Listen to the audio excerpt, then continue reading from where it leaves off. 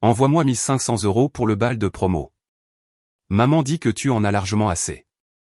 Le fils de ma sœur m'a envoyé un texto. J'ai répondu, travaille pour les avoir. Quelques minutes plus tard, ma sœur a écrit, paie ou on te coupe les ponts. Ce soir-là, j'ai annulé le paiement automatique de leur hypothèque. À 8h05 du matin, il faisait exploser mon téléphone. Mais quand j'ai lu le message, j'ai ri. Pas parce que c'était drôle, mais parce que je n'arrivais pas à croire à un tel culot. C'était comme regarder quelqu'un entrer dans votre maison, prendre votre portefeuille sur le comptoir, puis vous demander si vous aviez de la monnaie pour un billet de 20. Envoie-moi 1500 € pour le bal de promo. Maman dit, tu en as largement assez. C'était tout. Pas de salutation, pas d'explication, juste une demande désinvolte de Léo, l'enfant chéri de 17 ans de ma sœur, comme si j'étais le service de financement personnel de la famille. Et la partie qui m'a vraiment frappé, celle qui m'a glacé le sang, c'était la deuxième phrase, maman dit, tu en as largement assez. Donc, Amélie était derrière tout ça. Ce n'était même pas l'argent. J'aurais pu le couvrir sans ciller. C'était la supposition, le sentiment que tout lui était dû, le manque total de limite de la part d'un gamin à qui je parle à peine, sauf s'il y a de l'argent en jeu, et d'une sœur qui parvenait à réécrire l'histoire dans sa tête tous les quelques mois pour que je lui doive quelque chose de nouveau. Il n'y a pas si longtemps, peut-être 10 mois, j'avais payé la première année de frais de scolarité de Léo à l'université, soit 14 000 €. Tout le monde m'a supplié, mes parents, mon oncle, même le mari d'Amélie, David. Ils disaient tous que c'était juste pour une fois, qu'il avait besoin d'un nouveau départ, qu'Amélie avait fait de son mieux mais que la vie était dure et que je pouvais aider, alors pourquoi ne le ferais-je pas? Je l'ai fait discrètement. Sans condition. Mais au fond de moi, je savais que ce ne serait pas la dernière fois. Alors, j'ai senti que c'était un tournant. J'ai répondu par texto en une seule ligne, travaille pour les avoir.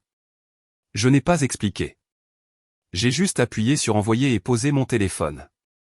Et je le jure, pour la première fois depuis des années, j'ai eu l'impression d'avoir enfin retiré ma main de la plaque brûlante.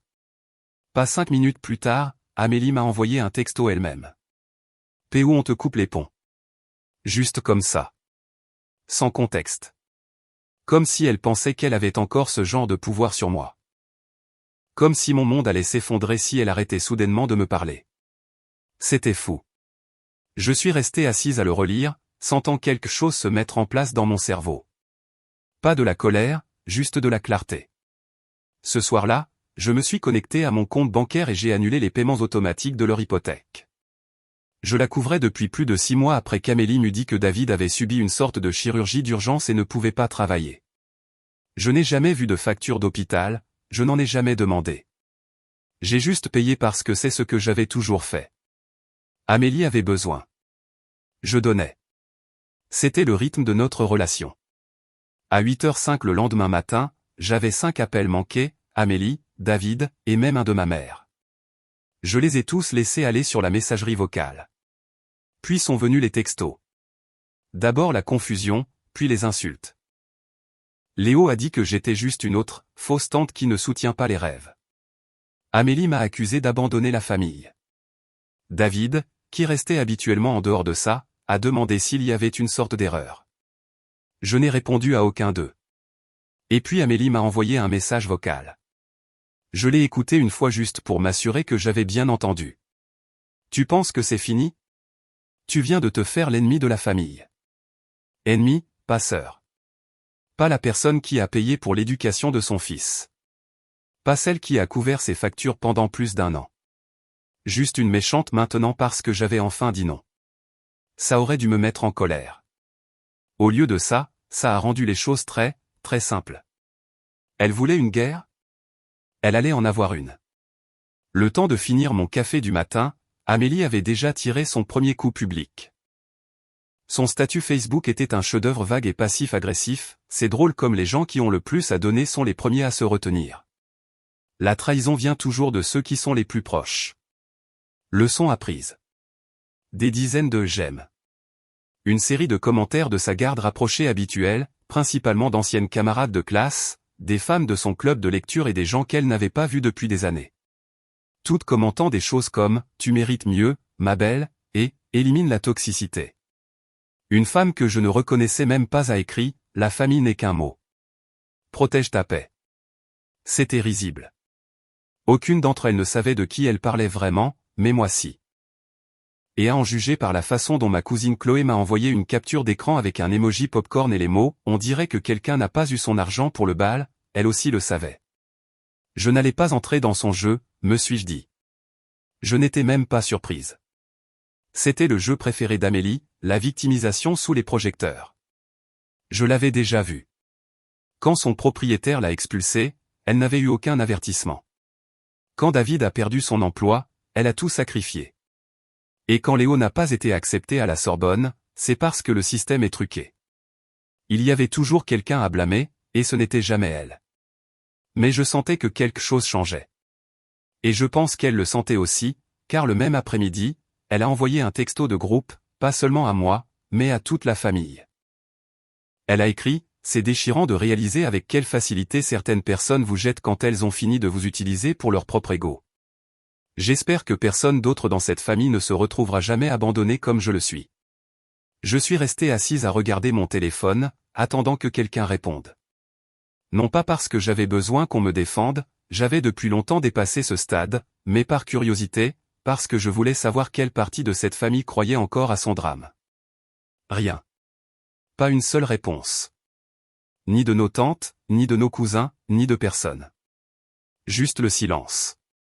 Ça m'a tout dit. Plus tard ce soir-là, j'ai reçu un appel de notre mère. Elle n'a pas demandé comment j'allais. Elle n'a pas demandé ce qui s'était passé. Elle est allée droit au but. Elle a dit, Amélie est très contrariée.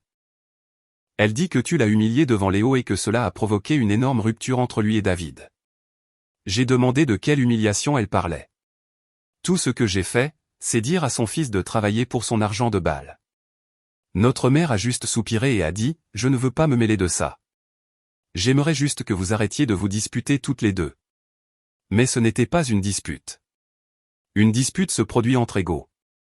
C'était moi qui traçais une ligne et Amélie qui faisait une crise de colère parce qu'elle ne pouvait plus la franchir. Je lui ai dit que j'avais déjà payé toute la première année d'université de Léo et que je n'avais plus rien à donner. Elle est devenue silencieuse, puis a dit quelque chose qui m'a surprise. Tu en as assez fait, mais elle traverse une période difficile. Cela ressemblait à de la sympathie, je l'ai ressenti comme une fissure dans son armure. Notre mère a toujours défendu Amélie, toujours. Mais cette fois, elle ne m'a pas grondé ni supplié de réparer les choses. Elle avait juste l'air fatiguée, comme si elle commençait peut-être enfin à y voir clair. Le lendemain, David m'a appelé. C'était inattendu. Il est habituellement le silencieux dans tout ça, poli, réservé, bien trop détaché du chaos. Son message était simple. Salut, j'ai vu que le paiement de l'hypothèque n'était pas passé. Est-ce que tout va bien? Je n'ai pas répondu. Je me suis dit que si Amélie voulait me faire passer pour la méchante, elle pouvait expliquer à son propre mari pourquoi leur hypothèque était soudainement rejetée. Qu'elle fasse le travail pour une fois. Ce que personne ne savait, ni David, ni ma mère, ni même Chloé, c'est que j'avais une option nucléaire en ma possession. Environ un mois auparavant, Amélie et moi avions eu une conversation téléphonique qui avait dégénéré. C'était censé porter sur le fait que Léo avait besoin d'argent pour des manuels scolaires, mais elle s'est sentie à l'aise et est devenue imprudente. Elle a dit des choses méchantes sur tout le monde, y compris notre mère. Elle l'a traité de fardeau, a dit qu'elle était inutile sauf s'il y avait de la nourriture ou une fête. Je ne l'avais jamais répété. Jusqu'à présent, cela n'avait pas semblé nécessaire. Mais au moment où elle m'a appelé l'ennemi de la famille, au moment où elle a essayé de monter tout le monde contre moi après tout ce que j'avais fait, ça a tout changé. Elle voulait que je sois la méchante? Très bien. Mais si j'allais jouer ce rôle, j'allais brûler le scénario qu'elle avait écrit et écrire le mien. Le message vocal de David est arrivé 2 jours plus tard. Sa voix était calme, mais quelque chose semblait différent. Plus tendu, mesuré. Il a dit qu'il voulait parler en privé. Je savais de quoi il s'agissait. L'hypothèque, la tempête d'Amélie, peut-être les deux. Je n'ai pas répondu tout de suite. J'ai attendu quelques heures, non pas parce que j'étais incertaine, mais parce que je voulais m'assurer que je n'agissais pas par dépit. Ce que j'avais en ma possession n'était pas un ragot. C'était une bombe de vérité qui allait détruire un mariage.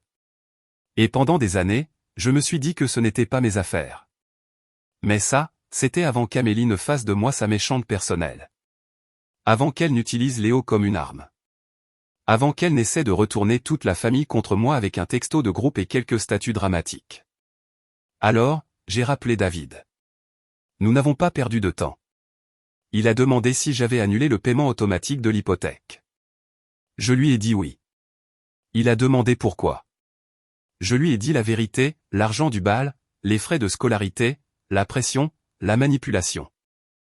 Et puis j'ai fait une pause. Il est resté silencieux une seconde, puis a dit quelque chose auquel je ne m'attendais pas. Honnêtement, je ne te blâme pas, il a dit qu'il savait que les choses n'allaient pas bien depuis longtemps, mais qu'il ne savait pas à quel point la situation s'était dégradée entre Amélie et moi. Je pouvais l'entendre dans sa voix. Il essayait de reconstituer le puzzle, d'essayer de décider s'il s'agissait simplement d'un différend financier ou si c'était plus profond. Alors, je lui ai donné ce à quoi il n'était pas préparé. Je lui ai parlé du type.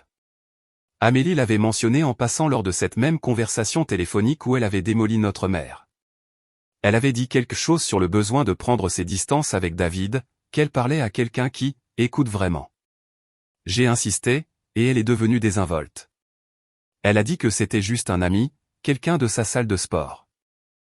Honnêtement, je n'y avais pas beaucoup pensé à l'époque. Juste un autre de ces petits détours émotionnels. Mais quelques semaines plus tard, Chloé l'a vu dans un restaurant du centre-ville avec lui. Ce n'était pas subtil, et ce n'était pas juste une fois.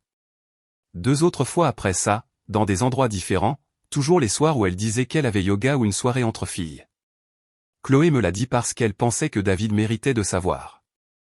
Je lui avais dit que ce n'était pas notre place. Maintenant, ça l'était. Je ne suis pas entré dans les détails avec David. Je lui ai juste dit que je pensais qu'il devait savoir qu'Amélie n'avait pas été entièrement honnête avec lui. Qu'il voudrait peut-être regarder les soirs où elle avait été occupée. Que s'il avait des questions, il ne devait pas me les poser. Il devait les lui poser. Il n'a pas crié. Il n'a pas pleuré. Il a juste dit « merci » et a raccroché. 1 heure plus tard, Amélie m'a appelé 5 fois de suite. Je n'ai pas répondu. Puis elle a commencé à envoyer des textos. Qu'est-ce que tu as dit à David? Pourquoi tu fais ça? Tu ne connais pas toute l'histoire. Et puis, tu viens de faire exploser ma vie. Es-tu contente maintenant? Je n'ai pas répondu à celui-là non plus. Je l'ai juste regardé fixement parce que c'était la première fois que je réalisais qu'elle ne jouait plus. Ce n'était pas sa parade de pitié habituelle. Elle paniquait vraiment. Le lendemain, j'ai reçu un message de ma tante Jeanne. Juste un simple « j'ai entendu ce qui se passe. Je suis fier de toi. » Puis de ma cousine Élise, il était temps que quelqu'un lui tienne tête. Et puis mon père a rappelé. Il a dit qu'il organisait un dîner le week-end prochain. Il a dit « tout le monde est invité sauf Amélie. » Je n'ai pas demandé pourquoi. Je n'en avais pas besoin.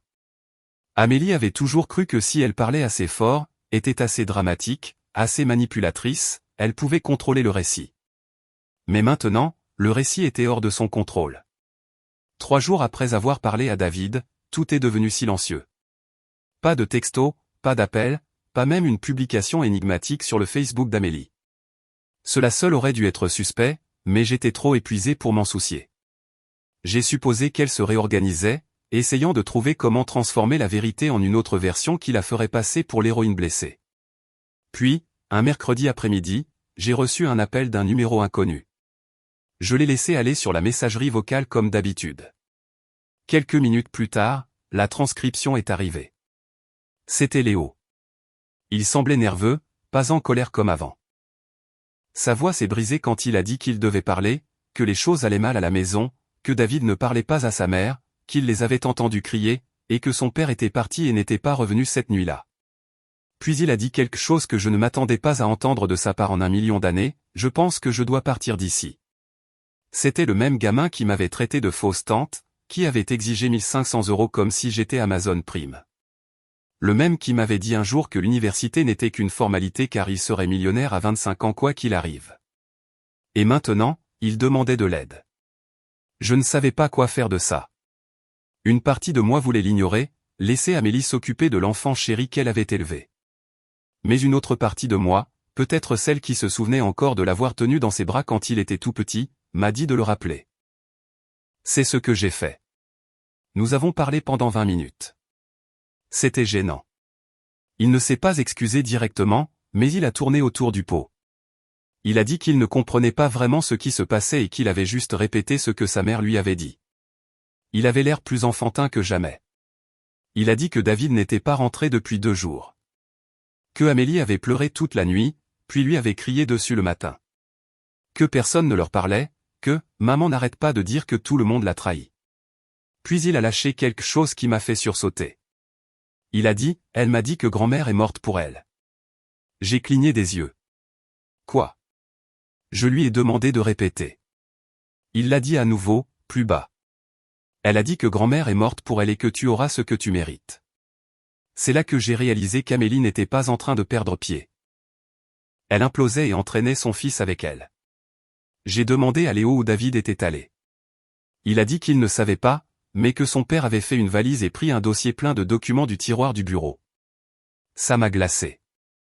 Je savais ce qu'il y avait dans ce tiroir. Leurs papiers d'hypothèque, leur déclaration de revenus, leur certificat de mariage.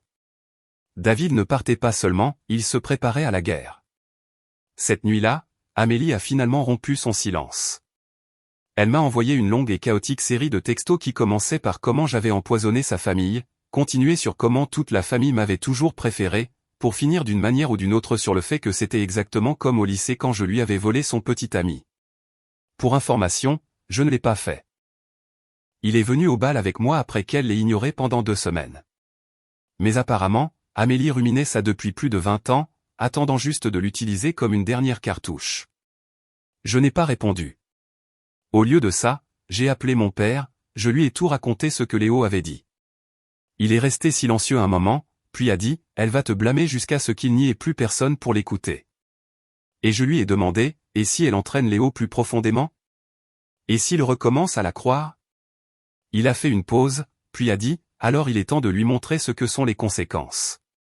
Le lendemain matin, j'ai donc passé un appel que je n'aurais jamais pensé passer. J'ai contacté le service financier de l'université et j'ai formellement annulé mon paiement des frais de scolarité. 14 000 € envolés. Légalement, j'en avais le droit. L'école a confirmé que comme je l'avais payé directement et qu'il n'avait pas encore été entièrement décaissé, je pouvais le retirer. L'argent retournerait sur mon compte dans les 2 semaines. Cette nuit-là, Léo a rappelé. Il paniquait.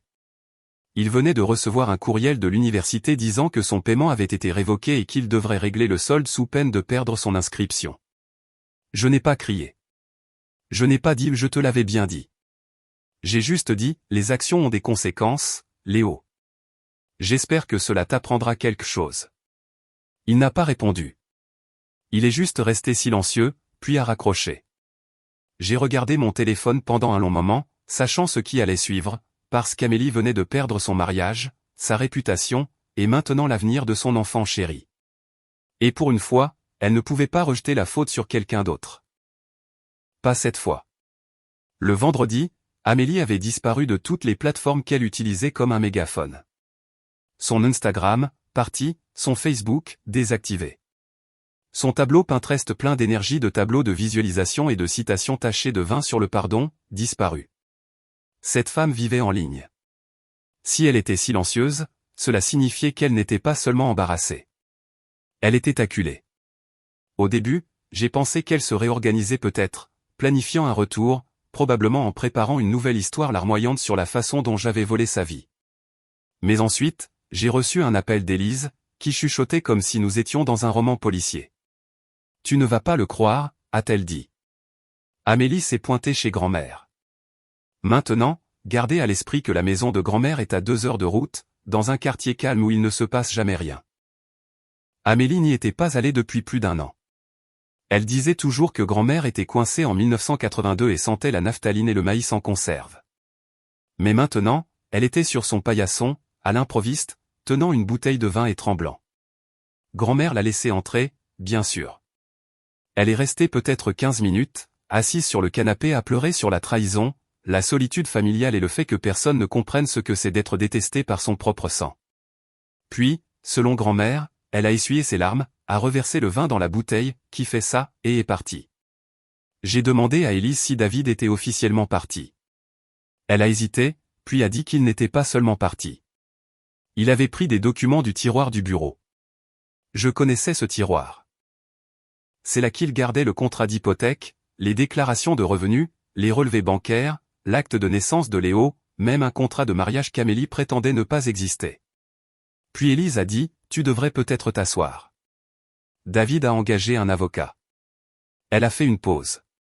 Et il m'a appelé. Élise avait fait un stage dans un cabinet de droit de la famille l'été dernier, un bon. David l'avait retrouvé via LinkedIn, non pas pour obtenir des faveurs, juste pour demander une recommandation. Mais quand même, ça m'a frappé.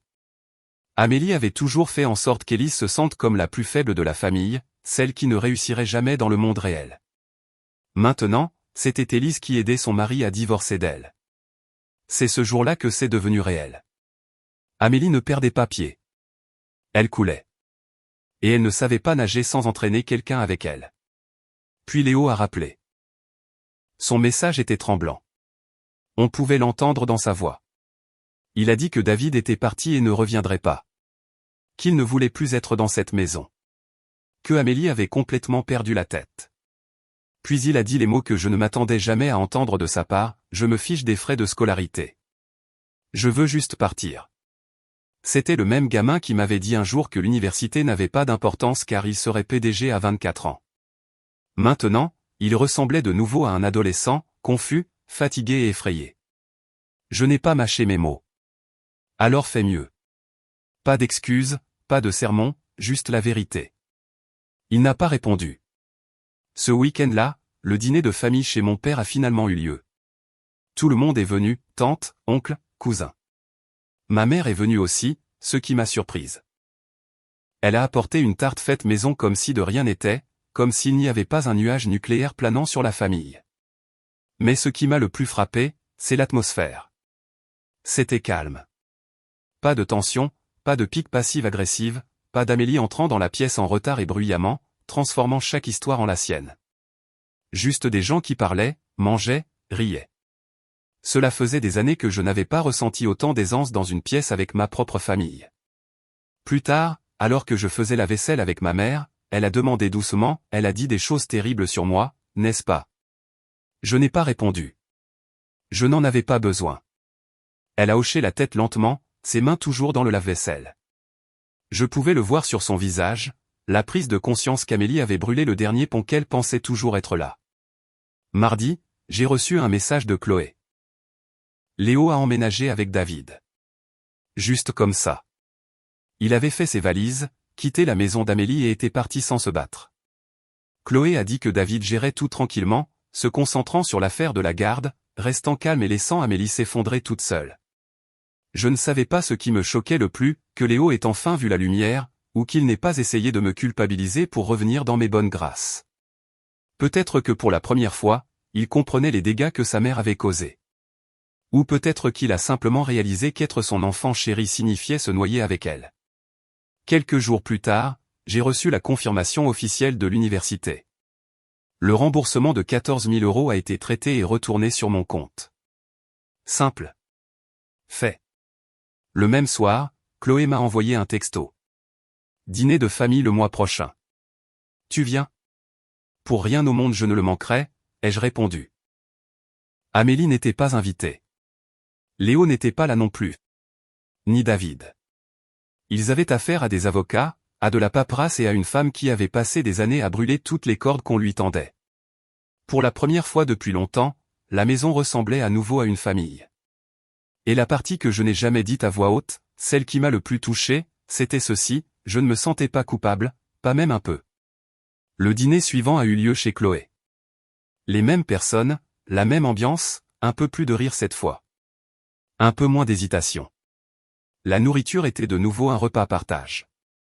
Quelqu'un a apporté des côtes levées. Quelqu'un d'autre a apporté 2 bouteilles de vin rouge. Et Chloé a fait ce ridicule gratin de macaroni au fromage qui n'a aucune raison d'être aussi bon. C'était la première vraie réunion de famille que nous avions depuis des années qui n'impliquait pas Amélie pleurant dans une chambre, Léo partant en trombe ou David buvant tranquillement dans son coin en faisant semblant de ne pas être misérable. Ils n'étaient pas là. Aucun d'eux. Et personne n'a demandé pourquoi. La vérité tacite était assise avec nous tous comme une chaise supplémentaire à table. Nous étions mieux comme ça, plus légers, plus calmes, plus honnêtes. Ce n'était pas que nous ne les aimions pas, c'est que nous avions enfin accepté ce que les aimer nous avait coûté. Ma mère était la seule à mentionner encore Amélie. Elle n'a pas dit grand-chose, a juste demandé si quelqu'un avait eu de ses nouvelles, ce qui était une manière polie de me demander si c'était mon cas. Je lui ai dit non, et c'était vrai. Mais ce que je n'ai pas dit, c'est que j'avais eu des nouvelles de Léo 2 fois. La première fois, il a envoyé une photo de lui à un salon de l'emploi. Il avait rasé cette ridicule mèche blonde et colorée dans ses cheveux et portait une simple chemise qui le faisait paraître presque, je ne sais pas, adulte. Le message disait juste « j'essaie ». Le deuxième message est arrivé quelques jours plus tard. Pas de photo cette fois. Juste, je ne savais pas à quel point elle mentait jusqu'à ce que je vive sans elle. Je n'ai pas su quoi répondre à celui-là. Je ne l'ai toujours pas fait.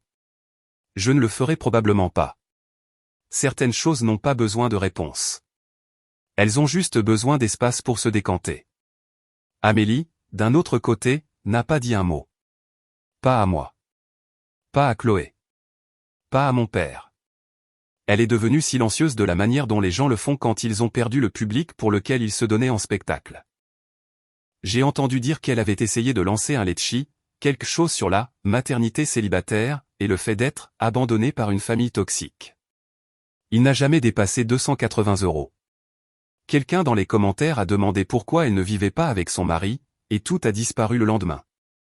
Quant à David, il a demandé la garde exclusive, pas temporaire. Et d'après ce que Chloé a dit, il a un dossier solide. Léo a choisi de rester avec lui. Amélie n'a pas de travail, pas d'économie et un historique d'instabilité émotionnelle documenté, en partie grâce à sa propre crise publique. Et puis il y a eu le coup de grâce. 2 semaines après le dernier dîner, j'ai reçu une lettre par la poste. Pas de timbre, pas d'adresse de retour, juste un morceau de papier plié avec une seule phrase griffonnée à l'encre noire, « Tu as enfin gagné ». C'était tout. Je savais que ça venait d'elle. L'écriture l'a trahi. Le drame aussi. Ce n'était pas des excuses. C'était un dernier souffle. Le genre de message que les gens envoient quand ils savent qu'ils ont perdu le contrôle et qu'ils veulent croire que vous leur avez pris quelque chose au lieu d'admettre qu'ils l'ont abandonné eux-mêmes. Mais il n'y avait rien à gagner. Ce n'était pas un jeu. J'ai juste arrêté de jouer au sien. Et sans moi à blâmer, sans David à manipuler, sans Léo comme bouclier, il ne restait plus personne pour applaudir l'histoire qu'elle essayait sans cesse de raconter. La famille le voit maintenant. Tous. Même maman, à sa manière discrète. Amélie a brûlé ses ponts si complètement que même ceux qui lui trouvaient des excuses ont cessé d'essayer de les reconstruire. Je ne regrette pas d'avoir coupé les vivres pour ses frais de scolarité. Je ne regrette pas d'avoir arrêté les paiements de l'hypothèque. Je ne regrette pas de l'avoir laissé s'effondrer, car parfois la chose la plus gentille que vous puissiez faire pour quelqu'un est de ne rien faire. Et pour une fois, ce rien nous a donné à tous tout ce qui nous manquait, la paix, des limites, une famille qui en est vraiment une. Quelques semaines passèrent. Des semaines calmes. Le genre de semaines que vous ne remarquez pas jusqu'à ce que vous réalisiez que personne ne se dispute, personne ne vous envoie de textos en majuscules et personne ne marche sur des œufs pour maintenir la paix. C'était étrange au début, cette quiétude. Je continuais à m'attendre à quelque chose, un message, une nouvelle crise, une autre des tentatives désespérées d'Amélie pour reprendre le contrôle. Mais rien n'est venu. Puis Chloé m'a appelé. L'audience finale de David est terminée, a-t-elle dit. Garde exclusive, sans appel. Apparemment, Amélie ne s'est même pas présentée à la dernière audience. Son avocat, le deuxième, après qu'elle eut renvoyé le premier pour être irrespectueux, s'est tenu devant le juge et a dit qu'il n'avait pas pu la joindre depuis plus d'1 semaine. Elle était partie. Pas littéralement, juste absente, déconnectée, coupée des gens qu'elle tenait autrefois en laisse. Léo est resté avec David de façon permanente. Il s'est réinscrit à l'école. L'université avait proposé un plan de paiement, et David a pris un deuxième contrat en freelance pour le couvrir. Je n'ai rien offert, et non pas parce que j'étais encore en colère, mais parce que j'en avais fini. Élise a dit qu'Amélie vivait avec une amie quelque part en dehors de la ville. Personne ne savait exactement où. Il y avait des rumeurs selon lesquelles elle travaillait à temps partiel dans un studio de yoga, racontant toujours aux gens son histoire de « mari toxique » et de « famille jalouse ». Mais personne n'écoutait. On ne peut crier au loup qu'un certain nombre de fois avant que les gens n'arrêtent de vérifier s'il y a le feu. Puis est venue la réunion de famille, une vraie, planifiée des mois à l'avance. Pas de drame, pas d'attente de chaos, juste de la nourriture, des chaises, de la musique et tout le monde arrivant en avance pour une fois. Amélie n'était pas invitée. Léo n'est pas venu non plus, mais il a envoyé une photo, lui et David faisant griller des hamburgers sur leur terrasse. Il avait l'air plus grand, plus âgé, plus léger. Il ne s'était toujours pas excusé pour tout, mais honnêtement, il n'en avait pas besoin. Le gamin se prenait en main maintenant. C'était suffisant. Après le dîner, mon père m'a prise à part. Tu sais, a-t-il dit, je pense qu'elle a toujours su qu'elle perdrait si tu partais un jour. Je n'ai rien dit. Je suis resté là une seconde, laissant cela s'installer. Puis il a ajouté, tu as sauvé cette famille. J'espère que tu le sais. Peut-être. Peut-être que je l'ai fait. Ou peut-être que j'ai juste finalement cessé d'être celle qui tenait la porte ouverte à une personne qui n'avait jamais prévu d'entrer et de me rencontrer à mi-chemin. Quelques jours après la réunion, j'ai reçu un dernier message. Ce n'était pas d'Amélie. C'était de son ancien compte de messagerie, qui avait été réactivé d'une manière ou d'une autre. C'était une seule ligne, je n'ai jamais eu besoin de ton argent. J'avais besoin de ta loyauté. Je l'ai lu 2 fois, puis je l'ai supprimé. Parce que voilà le truc, la loyauté sans respect n'est que de la servitude. Et pendant des années, c'est exactement ce qu'elle voulait de moi. Mais plus maintenant. Maintenant, elle est quelque part, essayant de réécrire le récit avec le public qu'elle peut encore trouver. Et moi? Je vais bien. L'argent est de retour sur mon compte. Mon téléphone est silencieux. Ma famille guérit. Et je peux enfin vivre sans porter le dysfonctionnement de quelqu'un d'autre sur mon dos. Parfois, s'éloigner n'est pas abandonner. C'est parfois la seule façon de gagner enfin. Et cette fois, j'ai gagné.